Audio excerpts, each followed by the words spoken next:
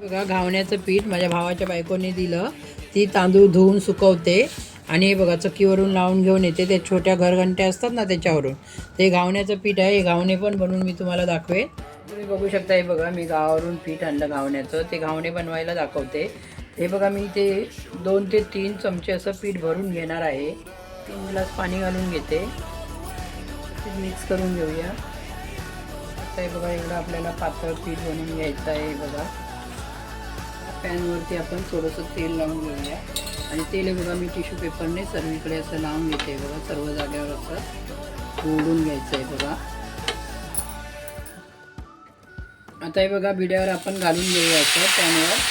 आणि बघा मस्त वेगळे असे घावणे बनवून तयार होतात. तर थोडं हे बघा असं सरकवून घ्यायचं. हे बघा तेल घालून घेऊया आपण साईडला.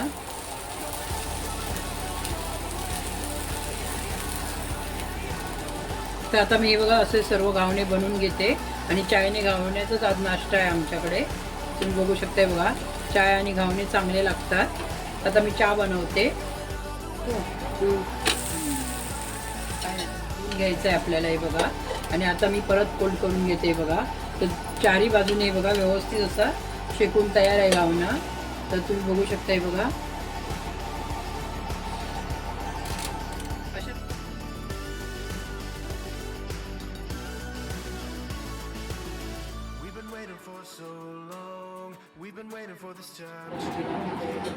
हो चालेल तुझ्या पद्धतीने. गाडी खावा तर घेवा चाय गरम आहे. पण घे चल 4 झाले ते.